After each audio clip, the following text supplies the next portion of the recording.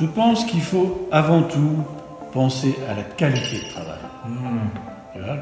Très souvent, les gens pensent que parce qu'ils vont faire beaucoup, alors ils vont progresser beaucoup. En fait, malheureusement, ça ne se passe pas comme ça. Parce que sinon, il suffirait de travailler 16 heures par jour, et puis comme ça, alors je serais... どうも皆さんこんにちは、ミュージック感動です。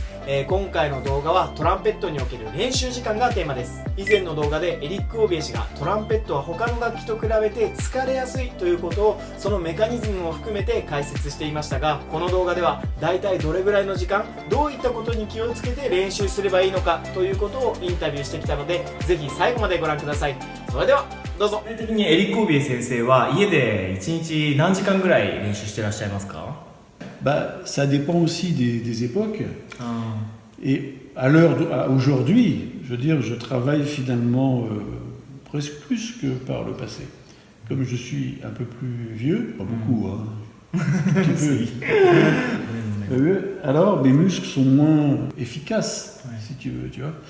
Comme pour les sportifs, je dis, s'ils vieillissent, leurs muscles sont moins toniques, moins efficaces que quand ils sont jeunes. Je veux dire, c'est normal. Donc, il faut adapter à ton âge, ton rythme de travail, ta quantité de travail. Et dans tous les âges, c'est comme ça.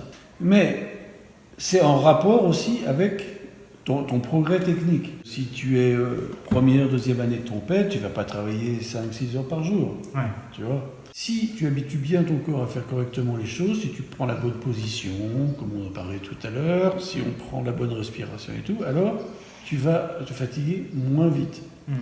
Tu vois. Moi, maintenant, j'ai des objectifs. Alors, quand j'ai des concerts à préparer, je me prépare en conséquence, comme un sportif quand il a des compétitions à faire.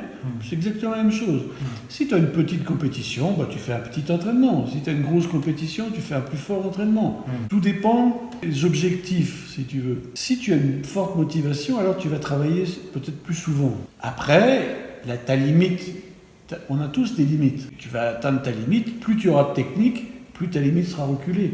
Plus tu auras de motivation, plus tu vas aller plus loin. Tu vois. Suivant ton niveau, suivant tes objectifs, eh ben, ton entraînement il va être différent. Donc, il y a plusieurs réponses à tout ça. Voilà, en tout cas, il y a une règle, c'est qu'il vaut mieux travailler peu, mais souvent. Très souvent, on fait le contraire, c'est-à-dire que on travaille beaucoup, mais en peu de temps. Je sais que les emplois du temps pour les élèves travaillistes ne sont pas toujours évidentes, parce qu'ils vont à l'école, ils ont les cours, ils ont ça, ils ont la piscine, ils ont le sport, ils ont je ne sais pas quoi. Donc, évidemment, ce n'est pas toujours très facile. Mais, de toute façon, il est toujours préférable de travailler plus souvent, mais moins longtemps, de façon à être plus efficace dans son travail. Plus tu vas être efficace, plus tu vas progresser. Je pense qu'il faut avant tout penser à la qualité de travail. Tu vois. Très souvent, les gens pensent que parce qu'ils vont faire beaucoup, alors ils vont progresser beaucoup. En fait, malheureusement, ça ne se passe pas comme ça. Parce que sinon, il suffirait de travailler 16 heures par jour, et puis comme ça, alors je serais meilleur 16 fois que celui qui travaille 1 heure. Non, ça ne marche pas comme ça. Essayez de ne pas jouer sur la fatigue. Alors très souvent, le problème, c'est qu'on perd la conscience. Lorsqu'on travaille, on joue, et finalement, au niveau physique, lorsque tu joues la trompette, on ne peut pas dire que tu te fais mal aux lèvres. Tu peux avoir mal aux lèvres, mais c'est assez rare. Donc tu te fatigues, mais tu ne le sens pas forcément. Donc je pense que d'abord, c'est ton intelligence qui commande ça. Il faut toujours être à l'écoute de soi-même, et puis à l'écoute de la qualité de ce que tu restitues, de ce que tu fais. Quand tu vois que la qualité, elle commence à partir trop, tu te dis, ok, là, on s'arrête. Voilà. OK。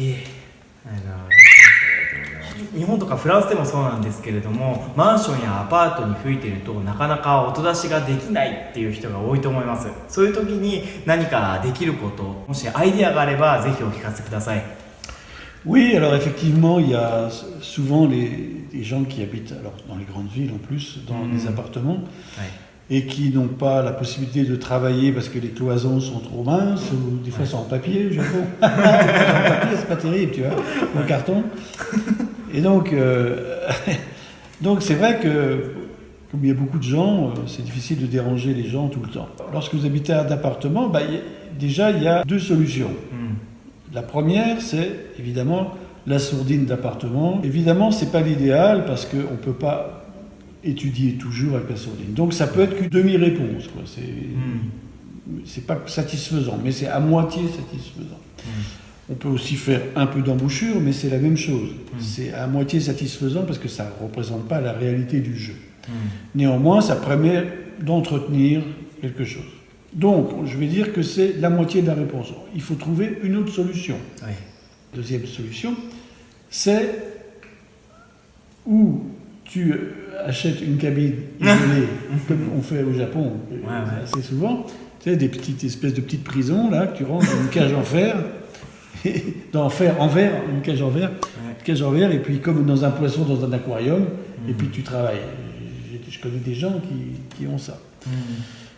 Évidemment, ça représente un petit peu d'investissement d'argent, mais pourquoi pas. Ceci dit, c'est pas non plus complètement l'idéal, parce qu'un environnement qui est très fermé, ça te permet pas de, on va dire, travailler vraiment le son, la projection, des choses comme ça. Mais c'est déjà une bonne réponse.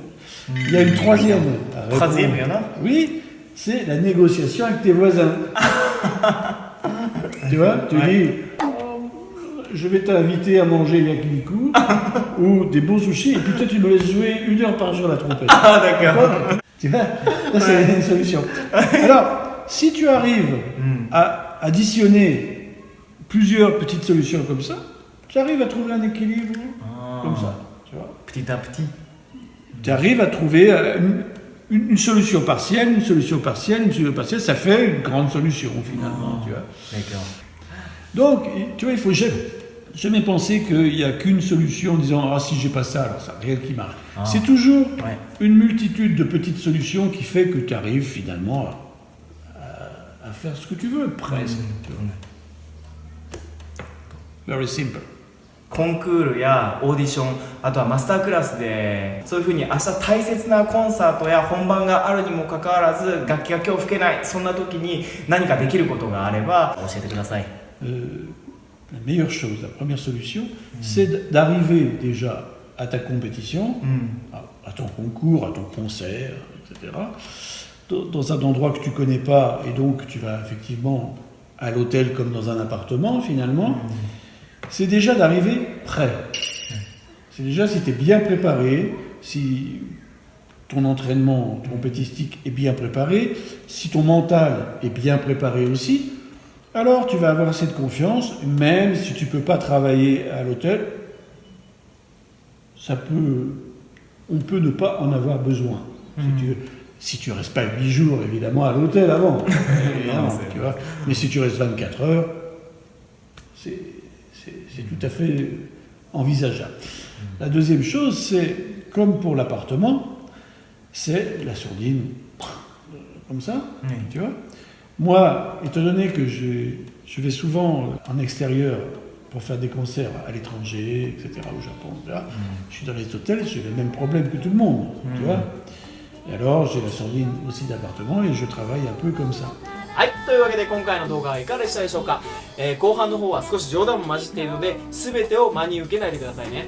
この動画で皆さんに伝えたかったことは、どんなに不可能そうに見える状況でも小さな工夫を積み重ねてそれを全部合わせれば割とどうにでもなるってことです。それではまた別の動画でお会いしましょう。ミュージック感動でした。 Make me happy 笑顔になれるよ頑張